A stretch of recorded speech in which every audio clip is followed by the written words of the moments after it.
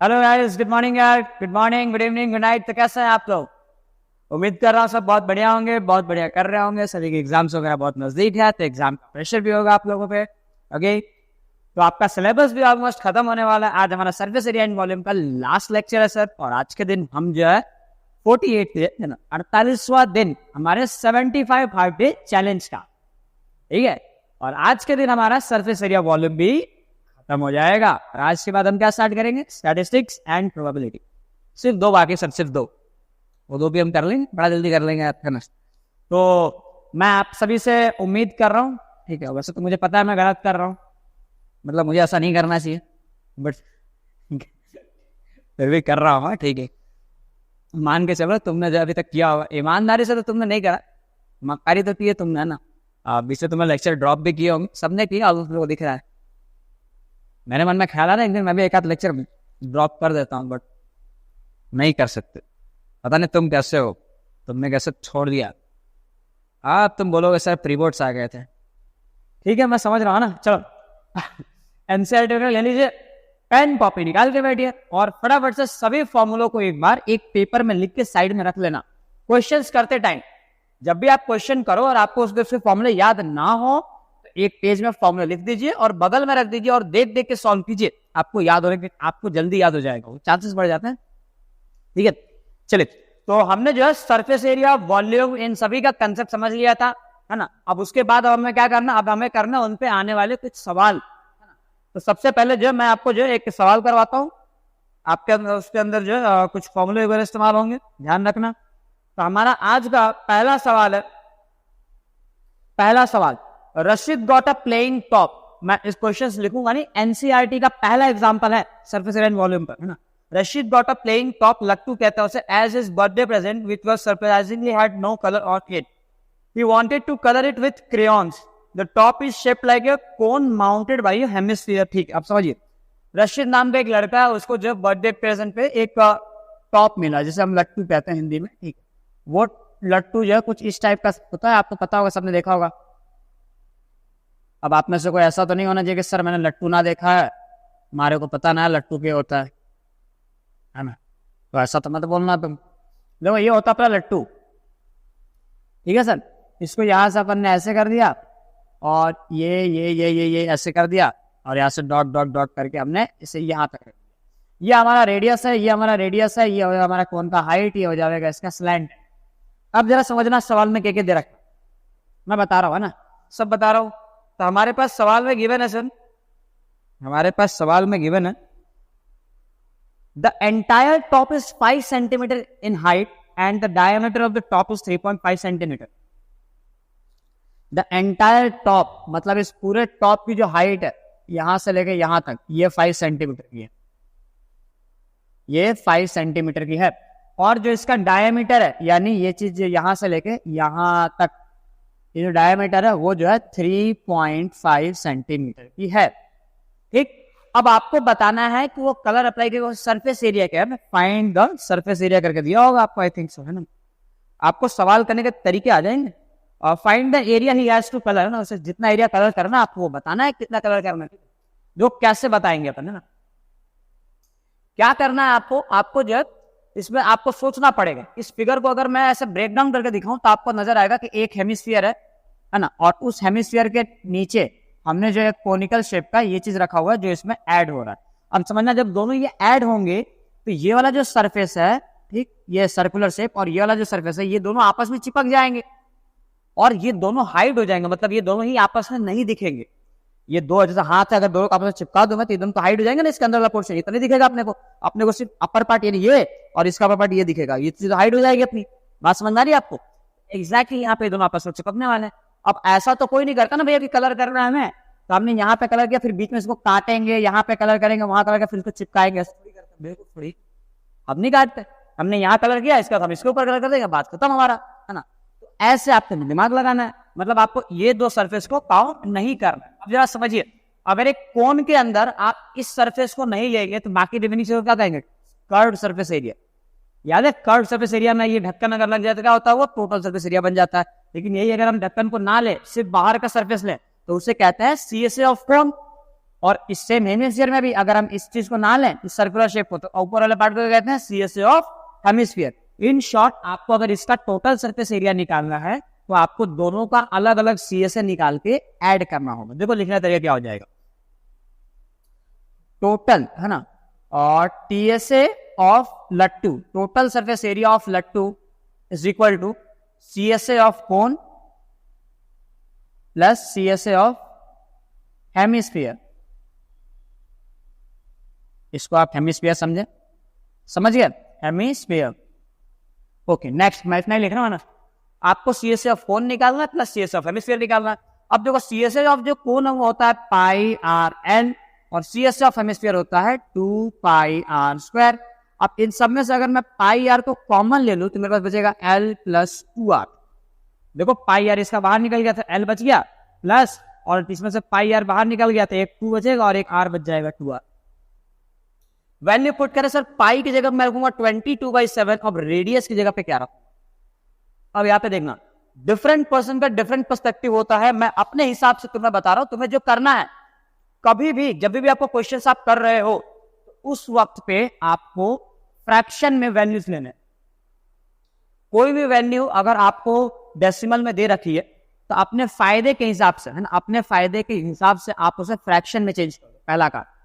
ठीक, जैसे कि मैं अभी करने वाला हूं, आपको कैसे समझ में आएगा कि हमें क्या करना है। रेडियस वगैरह की वैल्यू हम जनरली ऐसे चेंज करेंगे, जैसे 3.5, 1.5, 2.5, इन सबको आप फ्रैक्शन में चेंज करेंगे। जैसे देखो यहाँ पे दिया हुआ है कि इसका जो डायमीटर है वो 3.5 है। अब 3.5 को अगर मैं फ्रैक्शन में लिखूं तो वो 7/2 सेंटीमीटर हो जाएगा। बात समझ में आ रही है कि नहीं आ रही? ये कितना हो जाएगा? 7/2 सेंटीमीटर। अब ये क्या है? ये डायमीटर है।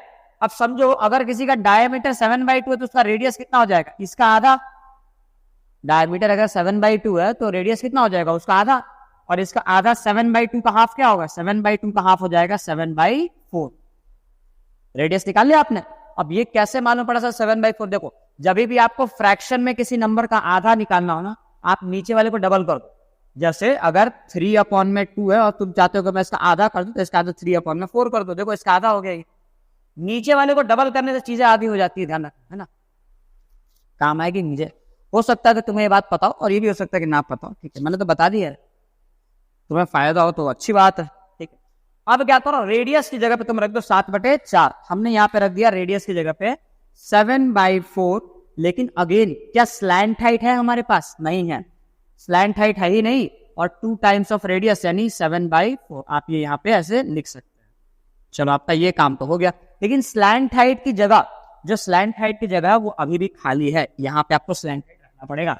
अब स्लैंट हाइट तो है नहीं आपके पास। अब स्लैंट हाइट कैसे निकालेंगे? देखो, वो निकालने के लिए आपको क्या करना है, आपको स्लैंट हाइट निकालने के लिए आपको याद है एक फॉर्मूला बताया था मैंने, L इज इक्वल टू क्या होता है? √h का स्क्वायर प्लस r का स्क्वायर। अब यहाँ पे 2-3 दिक्कतें आएगी। तुम्हारे पास ये हाइट भी तो नहीं है, कोन की हाइट तो सिर्फ कितनी है तुम्हारे पास? देखो तुम्हारे पास टोटल हाइट है, तुम्हारे पास टोटल हाइट दिया हुआ है 5 सेंटीमीटर। कोन तो अपना इतना ही है। ये पार्ट तो तुम्हें इसमें माइनस करना पड़ेगा, दिख रहा है, इतना पार्ट सब्ट्रैक्ट करना पड़ेगा। और ये पार्ट की लंबाई इतनी इसके इक्वल हो जाएगी। अब देखो जरा, ये इसका रेडियस हो तो ये इतना रेडियस आ जाएगा।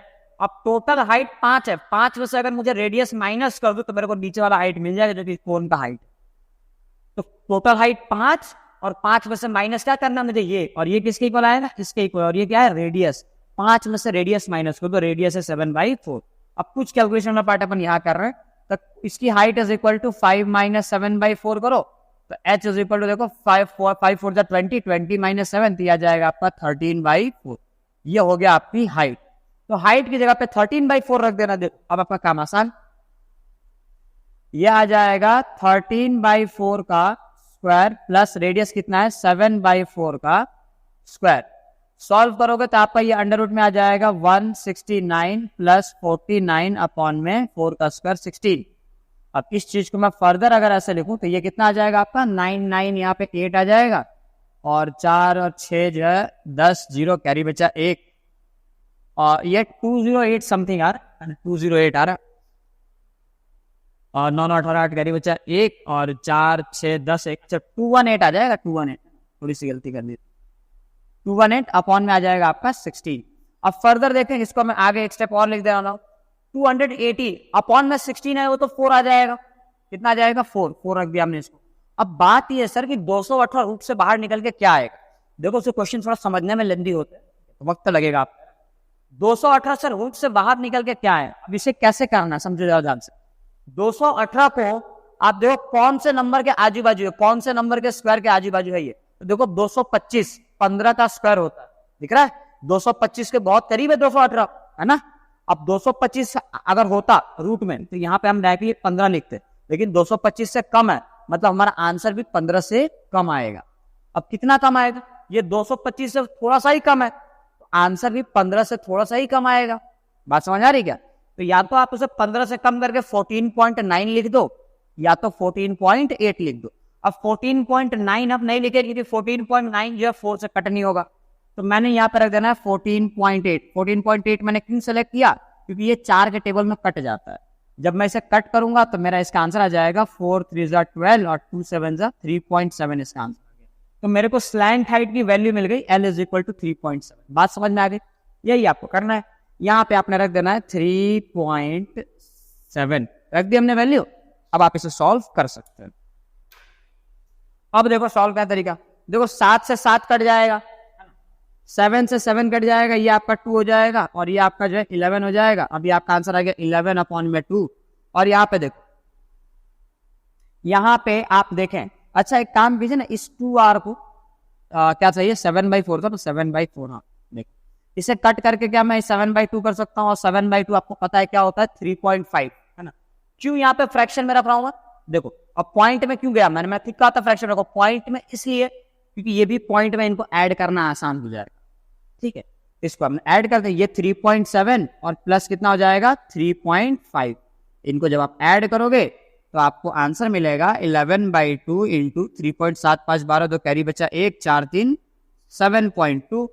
कैंसल आउट कीजिए, ये आ जाएगा आपका 3.6, मल्टीप्लाई कर दो 11 6 66, 11 3 33 और 6 39, तो 39.6 सेंटीमीटर स्क्वायर आपका जो है एरिया आएगा उस टॉप का जो उसको पेंट करना था। ये आपका पहला एग्जांपल, आपको इस तरीके से। बात समझ में आई क्या। चलो एक बोर्ड में पूछा हुआ सवाल करते हैं, अपन बोर्ड का एक पूछा हुआ सवाल करते हैं। देखो ये सवाल आपके बोर्ड एग्जाम में आया हुआ है, कौन सी ईयर में आया मैं आपको वही बता दूंगा। ठीक है, हाँ ये जो आपके 2020 का सवाल है, 2020 का क्वेश्चन है ये। देख सवाल में ये बोला, a tent is in the shape of cylinder surmounted by a conical top. मतलब एक टेंट है, ये भी आपके एनसीईआरटी में भी ये सवाल दिया होगा, आप देख लेना। एक टेंट है और इस टेंट के ऊपर जो है सिलेंड्रिकल शेप का एक सरमाउंटेड है, सिलेंड्रिकल शेप मतलब कुछ ऐसा मान लीजिए इस शेप का कोई टेंट है। डन। अब आगे क्या दिया हुआ है, if the height and diameter of the cylindrical part is 2.1 and 4 metre. तो height and diameter of the cylindrical part, सिर्फ सिलेंड्रिकल पार्ट का बोला है, तो इसकी हाइट और इसका जो डायमीटर, तो इसका हाइट दिया हुआ है 2.1 और इसका जो डायमीटर दिया हुआ है वो दिया हुआ है 4 सेंटीमीटर। इतना हमने इंफॉर्मेशन गैदर कर लिया। आगे क्या बोला, and the slant height of the top is 2.8। इस टॉप का स्लैंट हाइट यहाँ पे L = दिया हुआ है 2.8 मीटर, और ये भी हमारे पास गिवन है sir. Find the area of the canvas used for making the tent, find the cost of canvas of the tent at the rate of 350 पर मीटर स्क्वायर। ठीक है, the base of the tent will not be covered with canvas. ठीक है, मैं समझ गया। देखो canvas का कॉस्ट दे रखा है, कैनवस का जो कॉस्ट है वो 350 रुपीज पर मीटर स्क्वायर है, पर मीटर स्क्वायर। क्लियर है क्या। ठीक है, हमें खर्चा बताना है। देखो बहुत इजीली आप कैलकुलेट कर पाओगे, आपको सभी चीजें ऑलमोस्ट दे दी गई है। अगर आप इसको भी अगर आप खोल के देखें तो आपको क्या नजर आएगा, आपको नजर आएगा कि एक कोन है और कोन के नीचे जो है एक सिलेंड्रिकल पार्ट है जो कुछ ऐसा है। अब जरा समझना है ना, इसने क्या बोला, ये दोनों पार्ट तो इंक्लूड हम करेंगे नहीं क्योंकि ये दोनों पार्ट कवर हो जाएगा, समझो जरा ध्यान से। ठीक है, और जो उसका बेस है उस बेस के बारे में हमें इंफॉर्मेशन पहले से दे रखे कि the base of the tent is not covered with canvas, मतलब यहाँ पे आपको कैनवस अप्लाई नहीं करना है। इन शॉर्ट क्या होगा कि आपको ये वाला पोर्शन भी नहीं लेना है। अब सोचो आपको जब जो बचा है, आपको कोन का अपर पार्ट लेना है और ये सिलेंडर का इधर पार्ट, याद है इसे सीएसए ऑफ कोन कहेंगे और इसे क्या कहेंगे सीएसए ऑफ सिलेंडर। तो इसका टोटल सरफेस एरिया निकालने के लिए आपको दोनों का सीएसए निकाल के ऐड करना पड़ेगा, दोनों का सीएसए निकाल के ऐड करना होगा। तो हम यहाँ पे लिखेंगे CSA of tent TSA of tent is equal to CSA of cone plus CSA of cylinder. अब इनको आप जोड़ दीजिए, जैसे ही आप इनको जोड़ेंगे तो आपको यहाँ मिलेगा पाई आर एल और यहाँ पे हो जाएगा 2 पाई आर एच। अब पाई आर को ले लोगे तुम कॉमन तो ये क्या हो जाएगा L प्लस 2H। अब हमने सर पाई आर को क्यों कॉमन ले लिया, देखो पाई दोनों में सेम है और यहाँ पे देखो दोनों का रेडियस भी सेम है ना, इधर जितना चौड़ा उतना चौड़ा, ऊपर रेडियस भी सेम है तो आप रेडियस कॉमन ले सकते। अब इनकी वैल्यूज रखिए सर, पाई की जगह रखना 22/7, रेडियस की जगह पे तुम रख दोगे, इसका डायमीटर 4 है तो रेडियस कितना हो जाएगा 2 हो जाएगा ऑटोमेटिक, तो रेडियस यहाँ पे 2 रख दिया हमने। स्लैंट हाइट कितना है 2.8 रख दो यहाँ पे 2.8, 2 टाइम्स ऑफ हाइट, हाइट कितना है इसका 2.1, बस सॉल्व करें आप तो ये हो जाएगा 22/7 इंटू 2.8 को 2.8 प्लस ये हो जाएगा आपका 4.2, इन्हें सॉल्व करेंगे तो ये आ जाएगा 22/7 इंटू 2 इंटू देखो 2 और 8 कितना हो जाएगा 0, कैरी बचा 1, 3 और 4 7, ये हो जाएगा 7.0 यानी मैं इसको 7 लिख सकता हूं। अब देखो सॉल्यूशन कितना आसान हो जाएगा, ये आपका 7 से 7 कट जाएगा, 22 इंटू 2 बचा, आपका आंसर आ गया 44 मीटर स्क्वायर। 44 मीटर स्क्वायर इसका एरिया आएगा।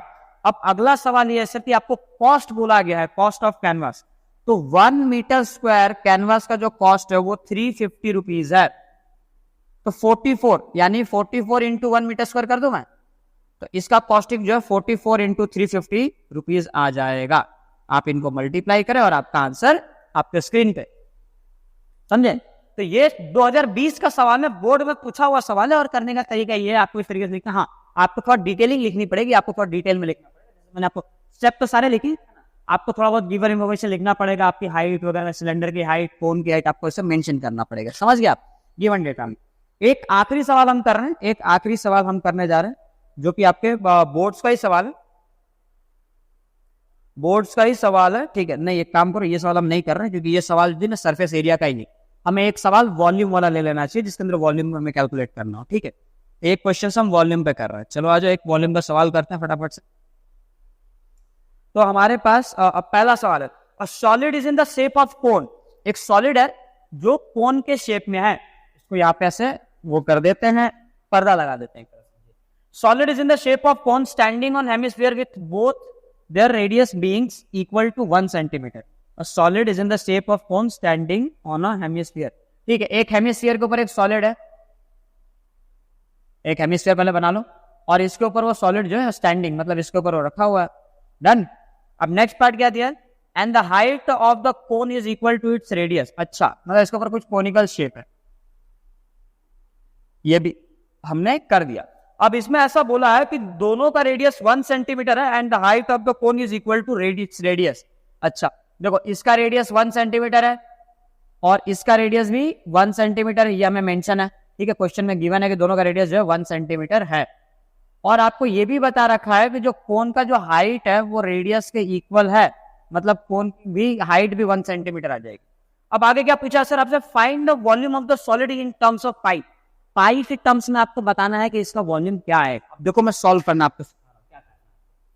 अब वॉल्यूम आपको मैंने इजी कंसेप्ट बताया समझने के लिए, अगर दो शेप, एक यही शेप अगर इसके अंदर होता है ना हेमिस्फीयर ऐसे, तो आपको वॉल्यूम माइनस करना होगा, लेकिन क्योंकि ये शेप बाहर है तो आपको दोनों का वॉल्यूम ऐड करना है। ध्यान रखना, जब भी एक शेप के अंदर, एक शेप के अंदर अगर आपको दूसरा शेप ऐसे रखा हुआ हो तो वहां पे आपको वॉल्यूम माइनस करना है, लेकिन वही अगर आपको ऐसा दे रखा हो कि उस शेप के बाहर वो रखा हुआ दूसरा वाला शेप, तो आपको वॉल्यूम ऐड करना होगा, ये कंसेप्ट।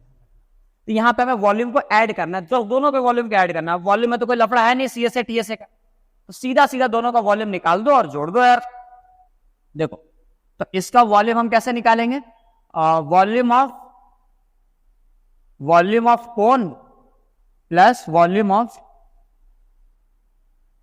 ऑफ क्या हो जाएगा, ये स्फीयर है ना, sphere. Done. Volume of cone होता है sir 1/3 pi r square h plus ये हो जाएगा 2/3 हेमिस्फीयर है ना, हेमिस्फीयर करो, हेमिस्फीयर, ठीक है, 2/3 पाई आर क्यूब। अब इनकी वैल्यूज पुट करके देखो आपको कैसे कैसे क्या क्या करना है। मुझे देखो 1/3 दोनों में दिख रहा, तो 1/3 मैंने कॉमन ले लिया। फिर नेक्स्ट आपको और क्या कॉमन लेना है, 1/3 के अलावा, 1/3 हमने कॉमन ले लिया, 1/3 के अलावा हम पाई कॉमन ले सकते हैं, इसमें भी रेडियस का स्क्वायर, इसमें भी रेडियस का स्क्वायर, तो रेडियस का स्क्वायर कॉमन ले सकते हो। देखो क्या बचेगा, इसमें कुछ नहीं बचा, 1/3 पाई आर का सवा, केवल एच बचेगा, लिख दो यहाँ पे प्लस। यहाँ पे 1/3 आ गया तो लेकिन 2 तो रह जाएगा, पाई बाहर आ गया, आर का स्क्वायर बाहर आ गया, देखो एक आर रह जाएगा। बस अब सभी की वैल्यू पुट कर लो, देखो बहुत इजीली आंसर आएगा। 1/3 तो 1/3 रहेगा, पाई की वैल्यू पाई रहेगी, रेडियस का स्क्वायर यानी रेडियस तो 1 है तो 1 का स्क्वायर हो जाएगा, हाइट इसकी 1 है और 2 टाइम्स ऑफ रेडियस भी इसका 1 है। देखो 2 1 जा 2, 2 + 1 ये 3 आ जाएगा, तो 1/3 पाई, 1 का स्क्वायर तो 1, 1 इंटू पाई तो कोई फर्क नहीं पड़ेगा, इंटू 2 + 1 कितना आ जाएगा 3, देखो 3 से 3 कट गया, आपका आंसर केवल पाई बचा, मतलब इसका वॉल्यूम जो है वो पाई सेंटीमीटर क्यूब आएगा, इसका वॉल्यूम पाई सेंटीमीटर क्यूब आ जाएगा। ऐसे आपको वॉल्यूम निकालना है, बात समझ में आ गई। ये एक वॉल्यूम का सवाल है, ये बोर्ड का सवाल नहीं है, बट आपके एनसीईआरटी का सवाल है। हाँ, लेकिन ये सारे जो है ये आपके बोर्ड का सवाल था, 2020 में पूछा गया था, इसकी बात ध्यान रखनी है। इसके अलावा मैं आपके बोर्ड में पूछे जाने वाला एक बहुत ही इंपॉर्टेंट सवाल बता रहा हूँ। सवाल ये होता है कि find the what is the formula to find the volume of 5 rupees coin. ये सवाल बहुत पॉपुलर है, बहुत बार पूछा जाता है। एक 5 रुपए के सिक्के का वॉल्यूम निकालने का फॉर्मूला क्या होगा। आप जरा देखें, अगर मैं आपको बोलूं भैया जी इस शेप का वॉल्यूम क्या होगा, आप बोलेंगे sir pi r square h. क्यों? क्योंकि ये सिलेंडर आपको नजर आ रहा है। मान लो अगर मैं इसको और छोटा कर दूं, इसको मैं यहां तक कर देता हूं, अभी भी ये सिलेंडर है। इसको मैंने यहां तक कर दिया, अभी भी सिलेंडर है। इसको मैंने यहां तक कर दूंगा, ये अभी भी सिलेंडर है। अब यही वजह सोचो, अगर मैं इसको यहां तक कर दूं, ये तब भी एक सिलेंडर है ना, देखो अभी भी तो सिलेंडर है, बस ये क्या हो गया, थोड़ा बट्टा हो गया, इसकी हाइट हमने कम कर दी है। 5 रुपए का सिक्का भी एक सिलेंडर होता है जिसकी हाइट बहुत कम होती है।